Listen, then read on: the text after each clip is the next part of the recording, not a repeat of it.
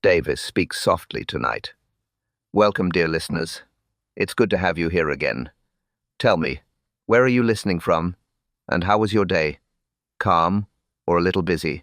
Share your thoughts below. I always enjoy reading them. And remember, a new story waits for you every single night on The Curious Case. He lowers his voice. Settle in. Tea ready. Fire warm. Tonight, something quiet turns curious. Miss Marple arrived just after 4. The air was cold. The path was clear. Willow Ridge Guest House stood quiet, with a soft light in the windows. Clara Whitmore opened the door at once. She smiled, a warm, tired smile. "Jane, you made it.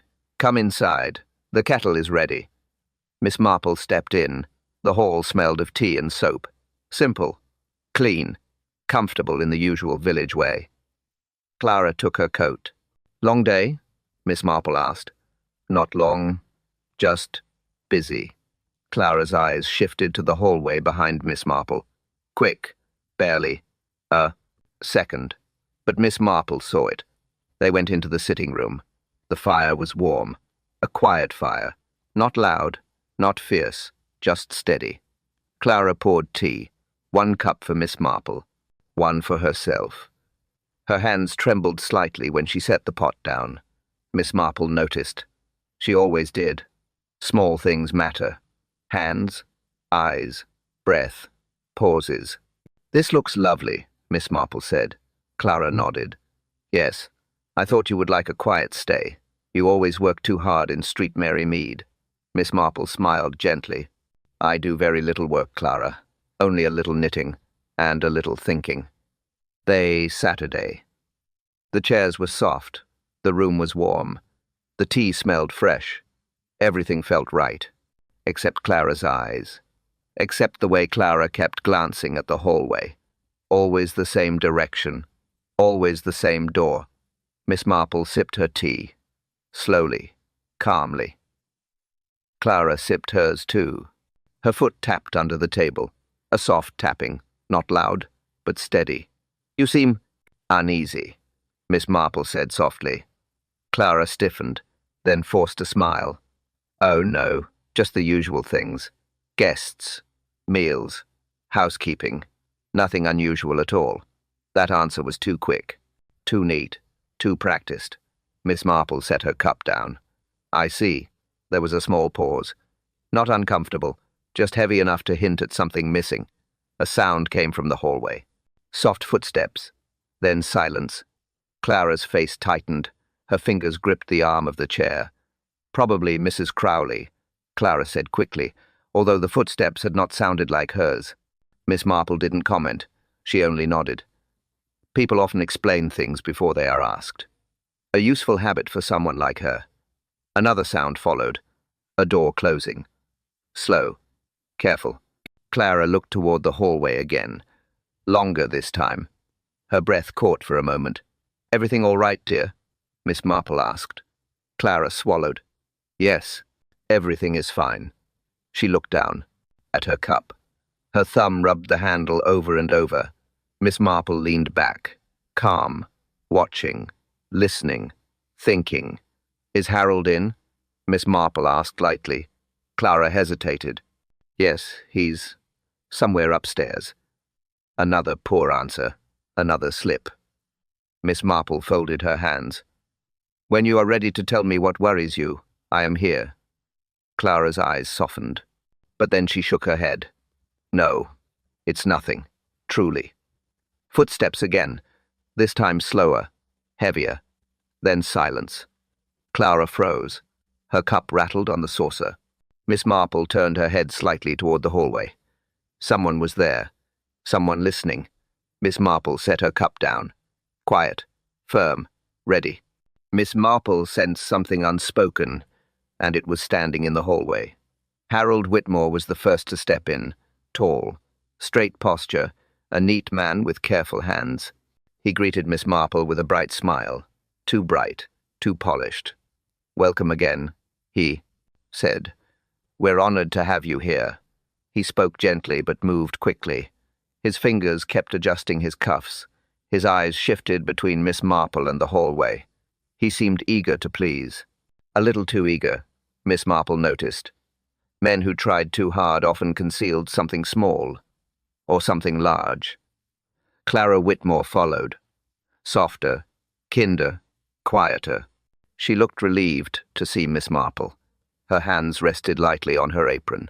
"Jane, you always bring calm with you," she said, but her voice wavered a little. Just a little. She held the smile, but her eyes betrayed her. They flicked toward the stairs. Once, then again, Miss Marple set her teacup down. She watched Clara with a steady gaze. Clara seemed tired. Not physically, but mentally. Some worry pressed on her, some worry she wasn't ready to voice. A moment later, Mrs. Tilda Crowley appeared from the kitchen, sharp-eyed, firm steps. A woman who noticed everything, and forgot nothing. She wiped her hands on a cloth, though her hands were already clean. "Miss Marple," she said, "good to have you back."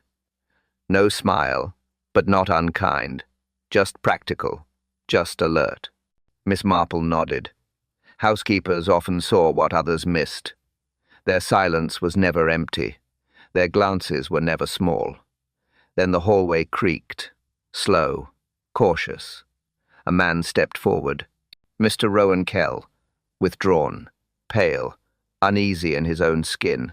He carried no warmth, just quiet tension. He nodded once at Miss Marple. "Evening," he said, barely above a whisper. His eyes darted to the front door, then to the window, then back to the floor. A man expecting someone, or avoiding someone. Miss Marple watched him closely, very closely. Clara introduced him. "This is Mr. Kell. He's staying 2 nights." Mr. Kell didn't seem settled. Not at all.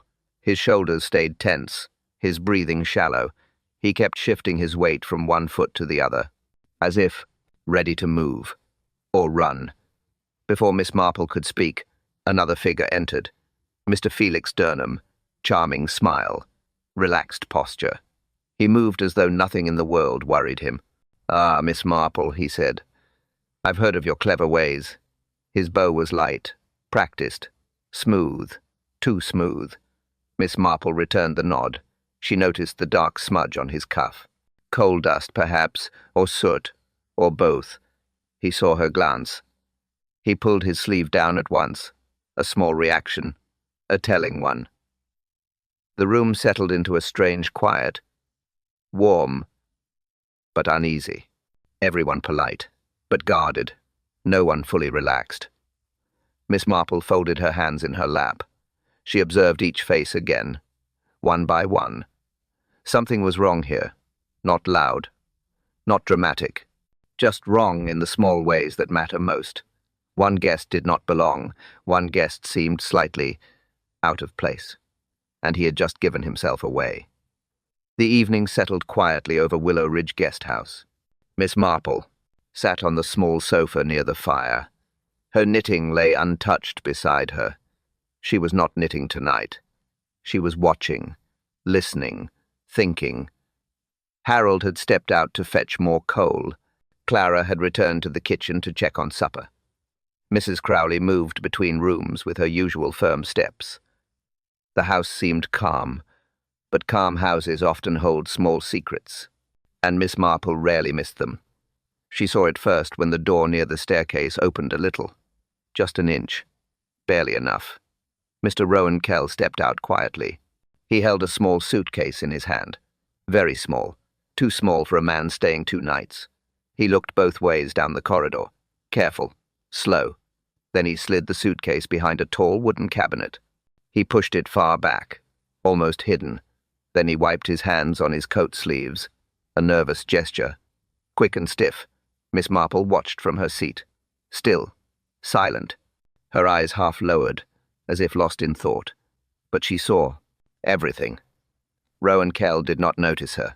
He turned, walked away. Quiet steps, back toward his room. He closed his door. Soft click, too soft for a man simply resting. Miss Marple looked at the cabinet. The suitcase was hidden well. Too well for simple reasons. Men hide what they fear someone will find, or what they wish to protect. Either way, it meant something. She stored the thought away. A few minutes later, another sound came. A light creak from the far end of the corridor. Miss Marple looked up. Mr. Felix Durham stood near the corner, still, listening, his ear tilted slightly toward a door. The door to Rowan Kell's room. He didn't move for several seconds, just listened. Then he whispered something. A short line, too soft to hear. Then he stepped back as if someone approached. He turned quickly, too quickly, and pretended to check his cuff. Again, Miss Marple noted the action. The same cuff he had pulled down earlier. The one with soot. These two men were tied together somehow. Not in friendship, not in comfort, but in tension, in fear. Clara returned with a tray. Her eyes moved past Miss Marple, then toward the corridor. She froze for a second, just 1 second. Then she smiled too quickly. "Tea is ready," she said, her voice a little higher than before. Miss Marple heard another sound behind Clara, a door closing. Fast, firm, almost sharp. Not an angry sound, just a secretive one. Felix looked toward the stairs and then away. Rowan Kell did not appear again. Something was moving quietly between these walls. Something only half shown. Something waiting to be uncovered. Miss Marple folded her hands. Calm. Certain. Alert. She noted the detail and stored it away, because the night was far from simple. Morning arrived with a quiet chill. Miss Marple came down the stairs slowly, holding the banister with a light hand. The house felt still, too still, not the usual morning sound. No soft kitchen clatter, no quiet greetings, just silence, and then voices. A commotion rose from the entrance hall. Harold's voice first, then Clara's, then Mrs. Crowley's sharp tone cutting through both. Miss Marple reached the bottom step. She saw them gathered near the corridor. Clara looked pale. Harold looked confused. Mrs. Crowley looked angry, which in her case meant worried. "What has happened?" Miss Marple asked gently. Harold turned to her. "Miss Marple, I don't understand it. Truly, I don't." His voice trembled. Clara clutched her hands together. "He's gone," she whispered. "Mr. Rowan Kell is gone." Miss Marple paused. "Gone?" She looked toward his door. "What do you mean?" "Gone?" Mrs. Crowley spoke next, her tone firm, controlled. "I brought up his tray this morning. Knocked twice. No answer. I thought he might be asleep, but something felt wrong." Harold nodded quickly. "Yes. So we opened his door. Or tried to." Miss Marple looked at the handle. It was shut tight, locked. Clara stepped closer. The door was locked from the inside, Jane. From the inside. Miss Marple's eyes narrowed a little. "And the window?" Harold rubbed the back of his neck. "Closed. Latched. Not touched. No sign of anything disturbed." Mrs. Crowley added, "And the snow outside the window is smooth. Not a mark on it. Not even a cat's print."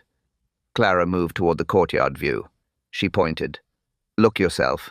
Fresh snow. No footprints. Nothing." Miss Marple followed her. She looked out. The courtyard sat in calm white stillness, a clean surface. Untouched. No tracks. No movement. Just an empty, perfect sheet of snow. She spoke quietly. "So, a man disappears from a locked room, with a sealed window, and snow that shows nothing." Harold swallowed. "Yes, exactly. It makes no sense." Mrs. Crowley shook her head. "I checked twice. He didn't leave through the hall. I would have heard anything. Everyone would." Clara whispered. "It's like he just vanished." Miss Marple stepped closer to Rowan Kell's door. The key hung inside the lock. She noticed that instantly. "Did any of you move the key?" "No," Harold said. "It was already there, on the inside, as if he locked it himself." Miss Marple leaned down. Small details mattered. She saw faint scratches around the keyhole, not deep, just enough to suggest effort. Effort made quietly. She straightened. "Has anyone checked his belongings?" Harold shook his head. "We thought it best to wait for you," Clara added softly. I'm afraid to look, Jane. Truly afraid. Miss Marple rested her hand on Clara's arm.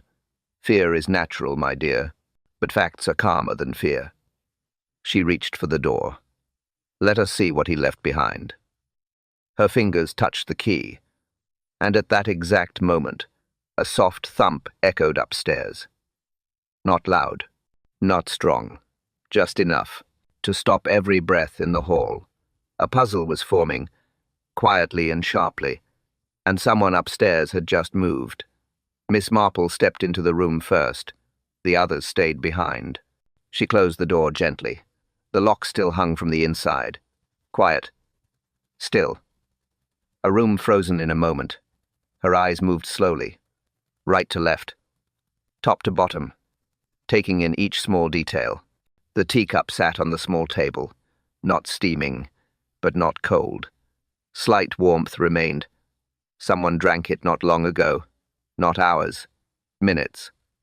Miss Marple lifted the cup. Warmth confirmed it. She set it back without a sound. She walked to the window. The latch had scratches, small lines, not random. Someone had worked at it, softly, carefully, trying to open it without noise. Trying, but failing. The latch was stiff. Miss Marple pressed it. Firm. It had not been opened in years. She leaned closer. A faint smell rose. Soot. Dry. Old. But disturbed recently. Not from the fireplace. There was no fireplace here. Soot meant hands, clothing, movement from outside, or from somewhere else.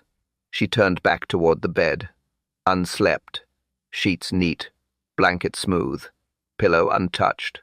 A man who intended to stay the night would not leave the bed like this. Either he never slept, or never planned to. Near the foot of the bed, something small caught her eye. A black button. Simple. Round. Wrong. Rowan Kell wore a grey coat with brown buttons. This button did not belong to him. Another man. Another coat. Another presence in this room. Miss Marple picked it up, turned it in her fingers. Faint dust clung to it. Not dust from the floor. Dust from old wood. Or from a narrow passage. Something enclosed. She slipped the button into her pocket. On the desk lay a single sheet of paper, blank at first glance. She lifted it toward the window. Faint impressions appeared. Someone wrote on a sheet above this one, hard enough to leave marks, soft enough not to tear. It. Miss Marple tilted it again. Letters formed. Not full words, just strokes, curves, broken fragments. Enough to know someone wrote in haste. Perhaps fear, perhaps warning. She set the paper down, then stepped back, examining everything again. Nothing was placed by accident. Not in a room like this. She noticed one more thing. The rug. Moved slightly. Edges uneven. She lifted the corner. Dust scattered. A scuff mark beneath. A mark from a heavy object being dragged, or a board being pushed aside. Her eyes followed the floor pattern. The boards near the wall were newer, slightly raised. Not visible to most, but clear to someone who had watched floors all her life. She knelt, pressed a board gently. It shifted. Just enough to show there was space under it. A hidden gap, a narrow path, a place for something or someone to move quietly. Miss Marple's eyes narrowed. Every clue pointed downward, to the floor, to what lay beneath the guest house. A hollow sound echoed faintly under her touch, and then from under the floorboards a soft tap answered back. The room spoke softly but clearly, and someone below had just knocked. Miss Marple found Mrs. Tilda Crowley in the small back corridor. The housekeeper carried a stack of folded towels. Her steps were firm, her jaw tight.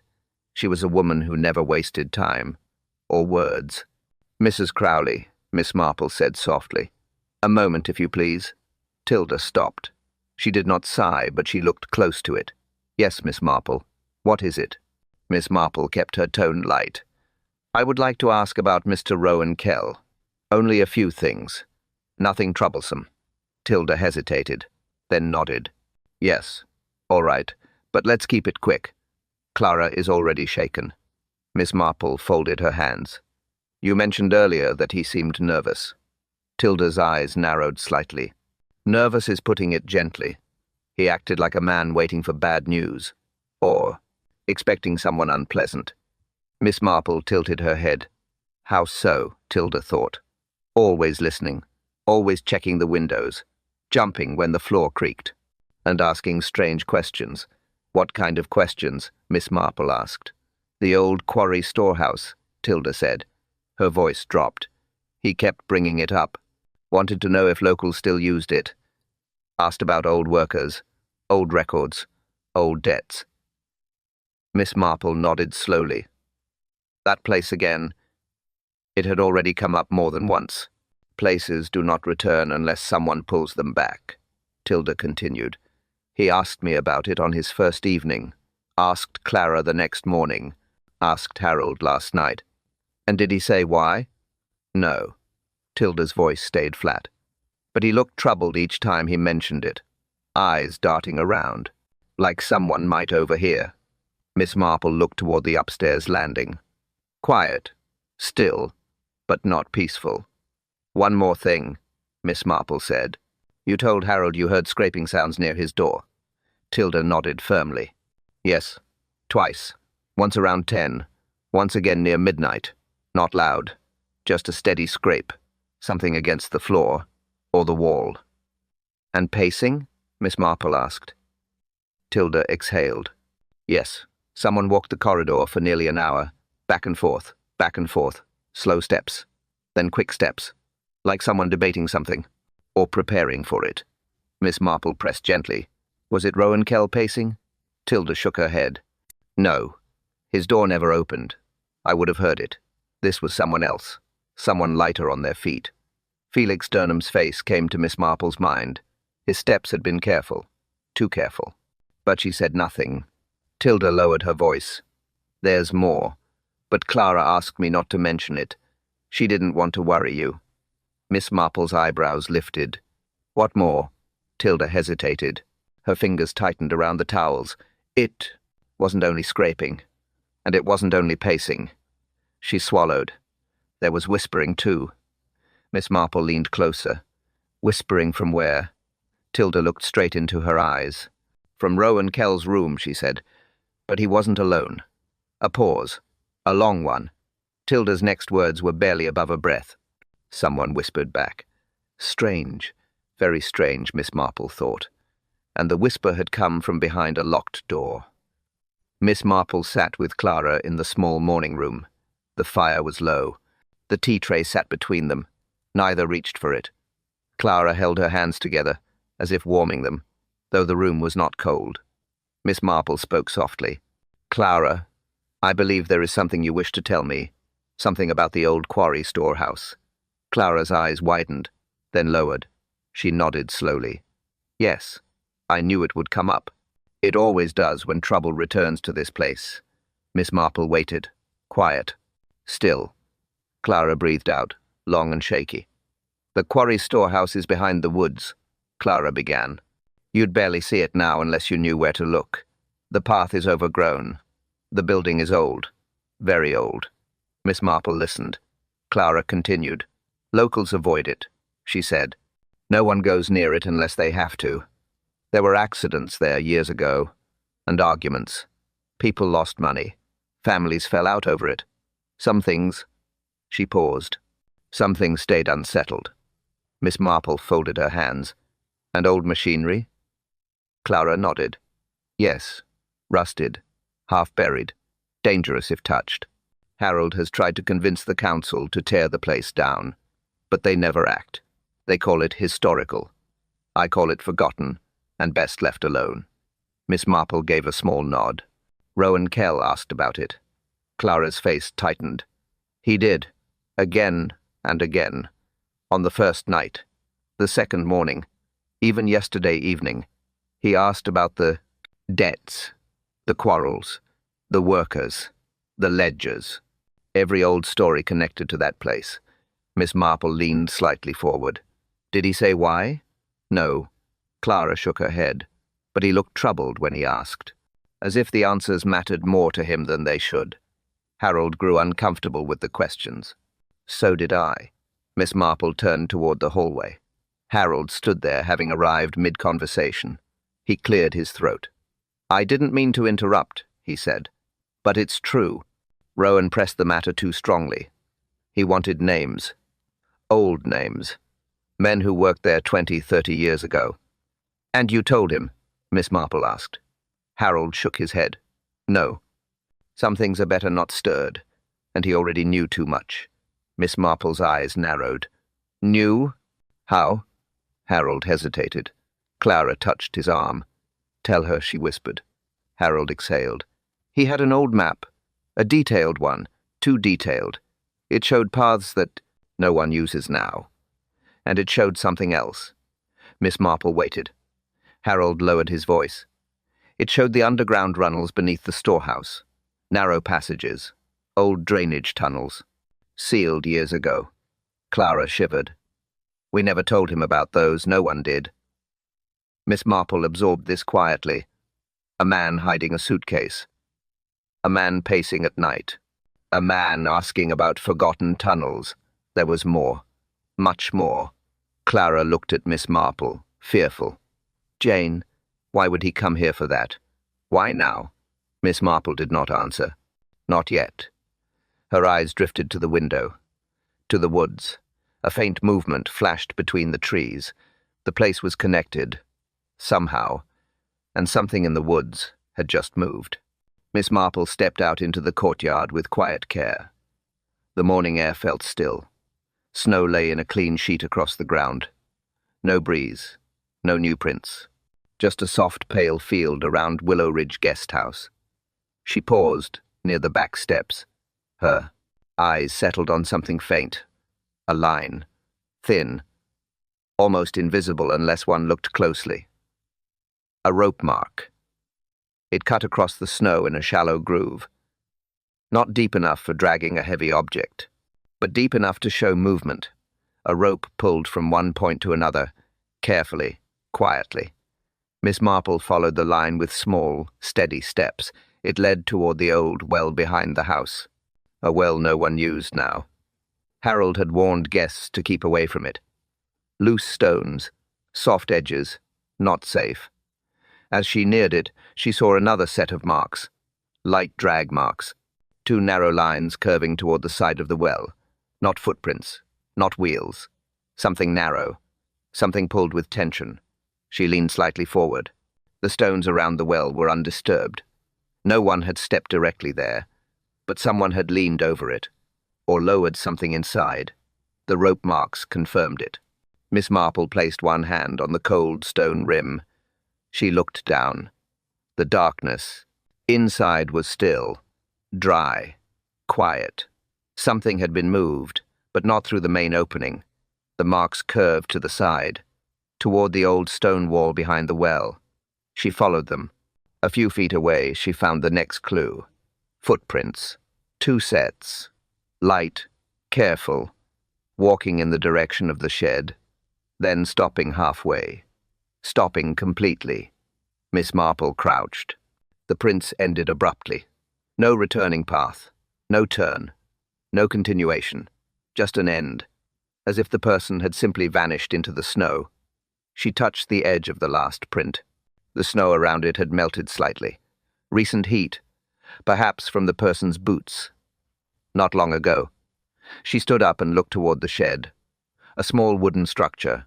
Old paint. Loose boards. Quiet as always. Then she saw it. A coat. Hung on a nail beside the shed door. Dark. Long. Not Rowan Kells. His coat was grey. This one was black and heavier, and missing a button. Miss Marple stepped closer. She examined. The coat. The fabric held soot. Coal dust. The same kind she saw on Felix Durnham's sleeve. She touched the missing button area. The tear was fresh. She reached into her pocket and held up the button she had found in Rowan's room. Same color, same shape, same texture. Someone else had been in Rowan Kell's room. Someone who wore this coat. She heard a soft rustle behind her. Snow shifting. A branch bending. Miss Marple turned slowly. Nothing visible. But the woods at the edge of the property felt less still now, as if someone watched from between the trees. Quiet, unmoving, waiting. She looked back at the shed, at the coat, at the vanished footprints. Everything pointed away from the house. Toward the woods, toward silence. The clue pointed away, toward silence. And someone was standing just beyond the tree line. Miss Marple found Mr. Felix Durham in the small reading corner near the stairs. He sat with a newspaper open in front of him, but he was not reading it. His eyes were fixed on the same line for too long. A man pretending calm, not living it. "Mr. Durham," Miss Marple said softly. "May I have a word?" Felix looked up. His smile appeared at once. Quick, practiced, too smooth to be real. "Of course, Miss Marple. Anything for a lady of insight." She sat opposite him. No hurry, no pressure, just her quiet presence. Enough to unsettle most people. "I walked outside this morning," she said. "Lovely weather for clues." Felix blinked. "Clues?" His voice cracked slightly. Just a small shift, but enough. "Yes," Miss Marple continued. "And the snow tells a very honest story. It showed me many things. Your boots, for example. They are damp." Felix crossed one leg over the other. A defensive posture. "Oh, that. I stepped out for air earlier." "Nothing more." Miss Marple nodded. "Yes, air is useful, though I did not see any new footprints beyond the halfway mark of the triple dot. Courtyard." Felix froze for half a second, barely visible, then laughed lightly. "Perhaps the snow covered mine." "It did not," Miss Marple said. Calm, firm, no accusation, just fact. She leaned in slightly.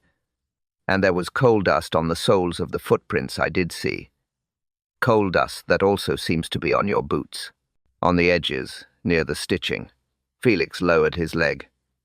"I wouldn't know about that. I must have brushed against something." Miss Marple looked at him steadily.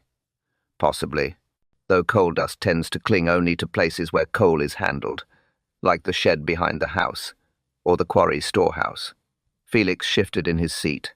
His fingers tapped the newspaper, a restless rhythm. Miss Marple continued gently. "And when I walked past your room earlier, I noticed a faint smell of burnt paper. Did you have a fire going?" Felix's smile returned. Too quickly this time. "Just burning some old notes. Nothing important." Miss Marple kept her expression kind. "Would any of those notes have been a telegram? One with recent news, perhaps?" Felix stiffened, only for a breath, but Miss Marple saw it. "No," he replied. "Certainly not." "And yet," Miss Marple said softly, "I found small burnt scraps near your grate. Scraps from thicker paper, the sort often used for telegrams." Felix said nothing. His eyes did not lift. He kept them on the table. The practiced charm had slipped, revealing something tense, something worried. Miss Marple watched him with gentle patience. She knew the signs. Small lies, nervous hands, avoided questions, avoided truths. Finally, Felix stood. "I really must get some fresh air now," he said. Miss Marple rose as well. "Of course, though the woods may be colder than you expect." He hesitated at the doorway. A single moment. His hand tightened on the frame. Miss Marple saw it. Every detail, every tremor. He avoided her eyes. Far too quickly. And someone upstairs had just opened Rowan Kell's door. Miss Marple walked beside Harold Whitmore along the narrow path behind the woods. The ground was uneven. Old roots pushed through the soil. Harold kept glancing back toward the guest house. He looked tense, worried. Too much for a simple walk. They reached the quarry storehouse after a few minutes. The building stood quiet. Slanted roof. Old stone walls. A single crooked door. Harold hesitated before touching it. "Are you sure we must go inside?" he asked. Miss Marple nodded gently. "Yes, Harold. Secrets do not vanish by ignoring them." He exhaled and pushed the door open. It creaked, not loudly, just a tired sound. Miss Marple stepped in first. Her eyes adjusted slowly. The air smelled old. dusty, dry. She moved with soft steps, careful not to disturb anything. Her gaze went directly to the floor. A board near the center sat uneven, not broken by time. Broken recently. The wood, splintered outward, not inward. Someone forced it open. She knelt beside it. The edges were clean, fresh cracks, not the slow work of decay. She lifted a piece gently. The underside carried soot and dirt. Harold hovered near the doorway. "I've always hated this place," he muttered. Miss Marple did not look up. "Sometimes places only mirror the people who use them," she said softly. She stood and walked farther in. Her shoes pressed softly into the layer of dust. Old dust. But something else caught her attention. Footprints. Clear ones. Not many. Just 2 sets. Fresh. Very fresh. The dust had settled unevenly where someone stepped. Someone who came here in the last day. She followed them. They led toward a wooden beam near the back wall. A rope hung from it. New rope. Bright strands. Unweathered. It had been tied tightly, with intention. Not random. Not old.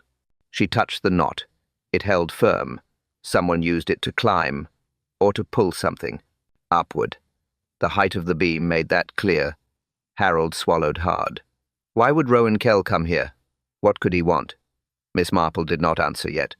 She walked toward the side wall. A narrow gap sat in the stonework, a kind of chimney vent, long unused. But the soot inside had been disturbed. Light smudges, finger marks. Someone pressed against it, or tried to clear it, or tried to enter it. Miss Marple leaned closer. The soot smelled faintly of the same dry burning she sensed in Rowan's room. She touched the stone, cold, but not dusty. Someone touched it very recently. Harold moved behind her, his breath unsteady. Miss Marple, do you think he went inside that passage? She looked down at the floor again. Fresh dust displaced, scratches near the wall. The same kind she saw on Rowan's window latch. It seems likely, she said. Someone crawled through here. Harold took a step back. No one should use that vent. It leads to the lower tunnels. They were sealed years ago. Miss Marple's eyes stayed on the darkness of the vent. Not sealed enough. Not for Rowan Kell, and not for the person who followed him. A soft sound rose from inside the passage. Not loud. Just a faint shift of stone. A quiet breath of movement.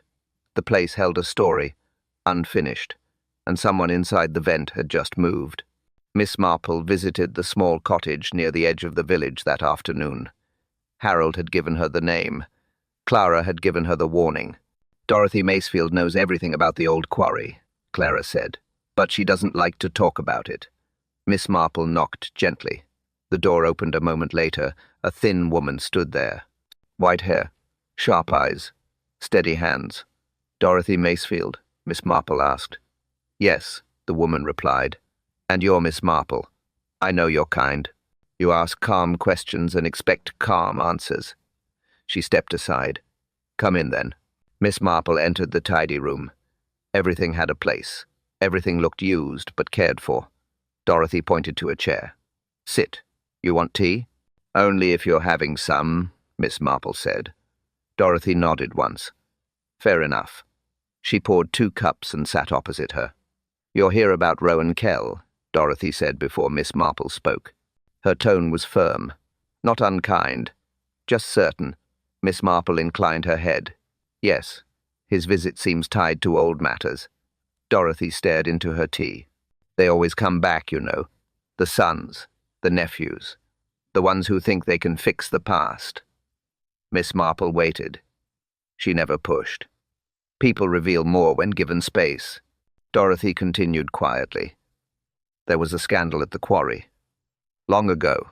Those were ugly days. Money went missing. A whole ledger page torn out. 2 men blamed each other. Friends once. Enemies at the end. Miss Marple leaned slightly forward. Who were they? Dorothy's hands tightened around her cup. One was Albert Bristow, a good worker, too clever for his own good. The other was Edwin Kell, Rowan's father. She paused. They both claimed innocence. They both accused the other. No one knew the truth, and the quarry closed soon after. Miss Marple nodded slowly. And the missing money? Dorothy shook her head. Never found. Some said it was hidden in the storehouse. Others said it was buried under the machinery. People searched for years. Nothing came of it. Miss Marple asked softly, "And Rowan?" Dorothy sighed. "He came here 2 weeks ago. Told me who he was. Told me he wanted answers about his father. Wanted to clear his name. Said he had proof." She lowered her voice. "He carried a map. An old one. One that showed the drainage tunnels under the storehouse. Those tunnels were sealed. Or so the village believed." Miss Marple watched Dorothy closely. "And did he find anything?" Dorothy hesitated. Her eyes shifted to the window. "He told me he found something in the storehouse. Something that frightened him. Something he said he shouldn't have found alone." Miss Marple kept her voice soft. "What was it?"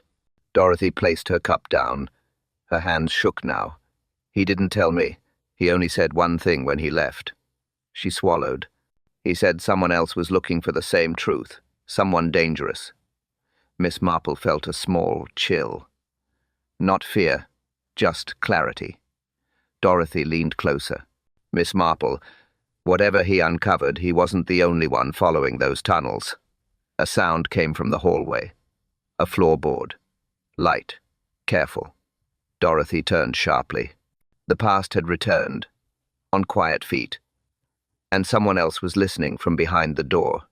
Miss Marple sat in the small sitting room after returning from Dorothy Macefield's cottage. The fire was low. The house was quiet, too quiet for a morning filled with such movement. She folded her hands in her lap. She did not rush. She rarely did. Clues speak only when given calm attention. She opened her little notebook and placed each thought in order. Slow, clear, one by one. First, the black button, found on Rowan Kell's floor. Smooth, hard, belonging to the black coat near the shed. Not Rowan's coat, not his style. Someone else had entered the locked room. Second, the latch scratches. Small lines around Rowan's window. Someone tried to open it. Not Rowan. He was not the type to waste effort on an impossible latch. Someone else had tried. Someone who thought the window was an exit. Third, the coal dust. On footprints outside. On the black coat. On Felix's boots. The quarry storehouse held coal dust from years of machinery. So did the shed. So did the lower tunnels. Coal dust always reveals the path someone walks. Fourth, Felix's burned telegram. Why burn a telegram? Only one reason. It held something dangerous. Something that connected him to Rowan, or to the storehouse, or to the old scandal Dorothy described. Fifth, the storehouse scandal. 2 men blamed each other, Bristow and Kell. One betrayed the other. Money vanished. A ledger page torn. And Rowan came to find the truth for his father. Miss Marple tapped her notebook lightly. The truth was forming shapes, not complete ones, but shapes enough to guide her. Finally, the swapped coat. Rowan's grey coat missing. A black coat found instead. Wrong size, wrong condition. The missing button matched the one in Rowan's room, meaning Rowan left in someone else's coat, or someone left wearing Rowan's. That detail mattered. Clothing often told the truth others hid. Miss Marple leaned back. Her mind moved through each clue again. Button, latch, dust, telegram, old scandal, missing coat. Each one pointed in the same direction, toward the tunnels, toward the storehouse, toward someone following Rowan Kell with a purpose. Someone who wanted the same truth. Someone who feared it. Someone who had reason to destroy it. Miss Marple closed her notebook softly. The pieces connected. Not fully, but enough. Something still lingered out of reach.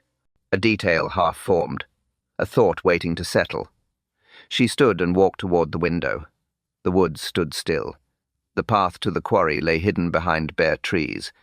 Harold and Clara whispered in the hallway. Mrs. Crowley paced between the rooms. Felix's door remained shut. Too shut. Miss Marple looked toward the stairs. A faint creak answered her. Someone was moving above.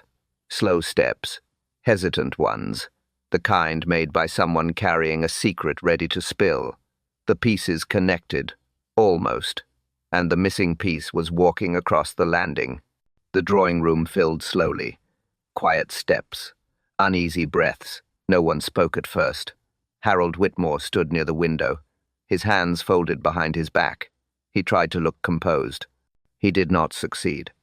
Clara sat on the small sofa. Her fingers twisted the edge of her handkerchief. She looked toward Miss Marple every few seconds, as if seeking reassurance, as if fearing what would come next. Mrs. Tilda Crowley remained by the door, arms crossed, eyes sharp. She watched everyone, not missing a thing, not trusting a thing. Felix Durham arrived last. He entered with a slow step, a forced calm, his smile thin, shallow. His eyes avoided Miss Marple's gaze. He took a seat near the fireplace, far enough to seem relaxed, close enough to listen. The fire burned low. Small flames, soft crackles, not bright, not loud, just warm enough to keep the room steady. Miss Marple stood near the mantel, calm, collected, her hands folded gently in front of her. She did not rush. She let the silence settle.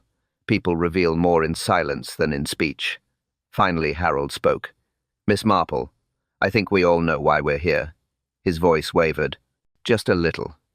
Clara whispered, "Yes, we must know what happened to Mr. Kell." Felix looked toward the floor. He pretended to adjust his sleeve. He pretended not to listen. He pretended a great deal. Miss Marple gave a slow nod. "I believe the time has come to bring the pieces together," she said, her voice steady, soft, clear.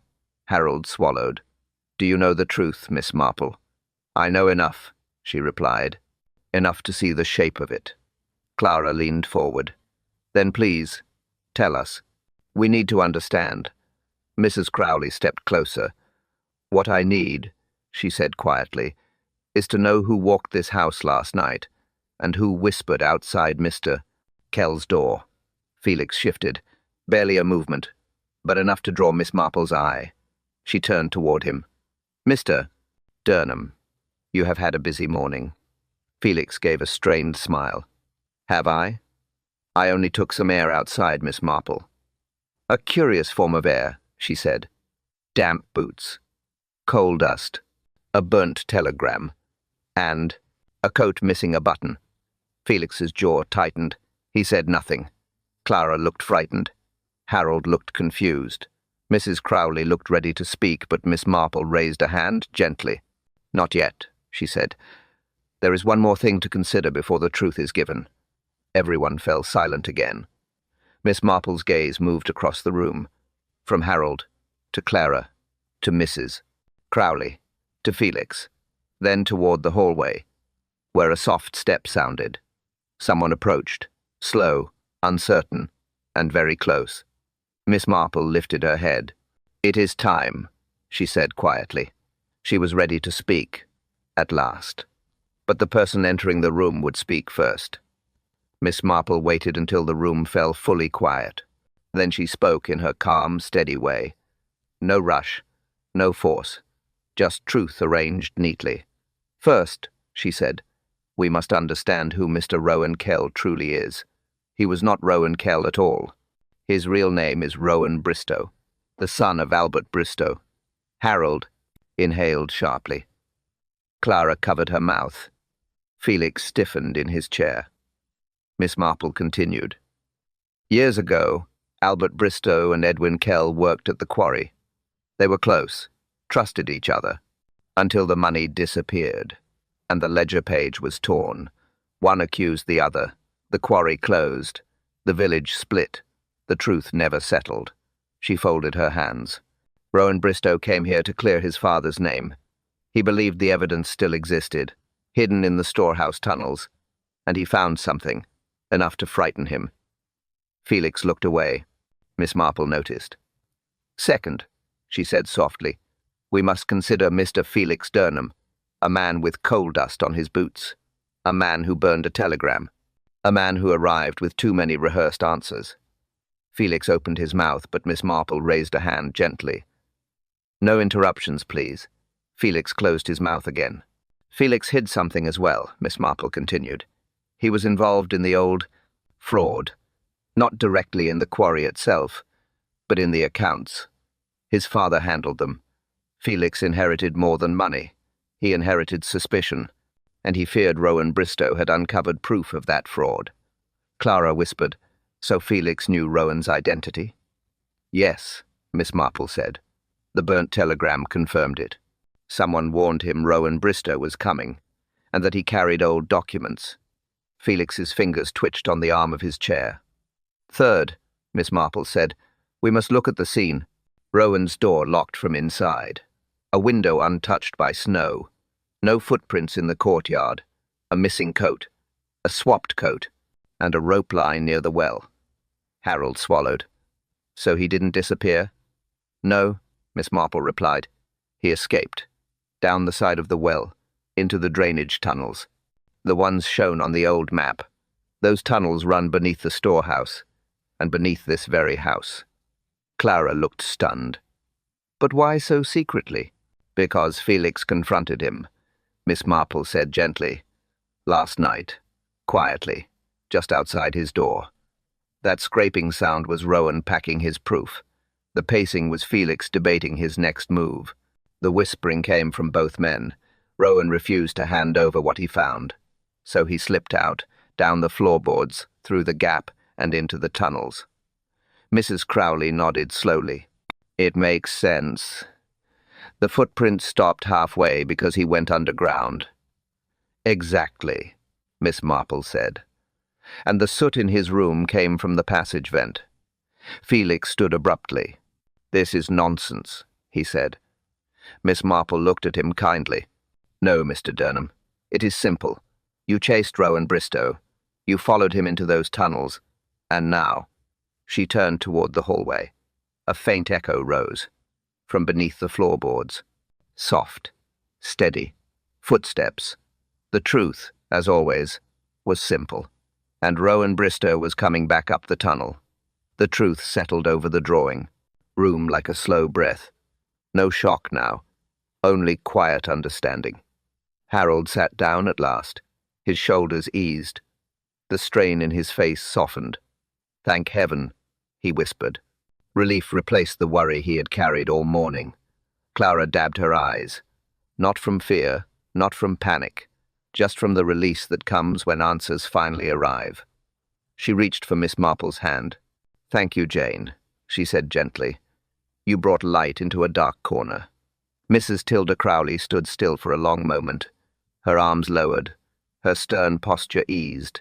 She looked thoughtful, then simply nodded. "A bad story ended," she murmured, "and a better one can begin." Felix Durham said nothing as the police led him out. No argument, no struggle, only a quiet acceptance that his secrets had reached their end. Harold closed the front door with a slow push. The house felt lighter, calmer, safe again. Miss Marple looked toward the woods, toward the old storehouse, toward the tunnels that once held sorrow, now empty, now quiet. Truth had walked a long road to reach Willow Ridge. Some truths return home, one way or another. The house had grown quiet again, warm. Still, Miss Marple walked into the small sitting room to collect her shawl. On the table lay a single object, neat, carefully placed. A folded page from the old quarry ledger. The missing page. The one Rowan Bristow had carried through tunnels and darkness. Miss Marple paused. She touched the paper lightly. The edges were worn, the ink faint, but the truth inside it was clear now, clear enough to close an old wound. She folded it again and placed it beside the lamp. A quiet symbol of a story finally settled. Then came a sound at the door. A light knock. A postman's voice. Letter for Miss Marple. She turned. A new envelope waited in his hand. Her name written in firm strokes. She saw the symbol. Then a new letter arrived. Davis returns with a soft, friendly tone. "Thank you, dear listeners. Truly. I hope tonight's quiet mystery kept you company. Tell me, where are you listening from this evening? And which part of the story stayed with you the most? He pauses gently. Your comments mean more than you know. And remember, a new tale waits for you every night here on The Curious Case. Tomorrow, another kettle will boil.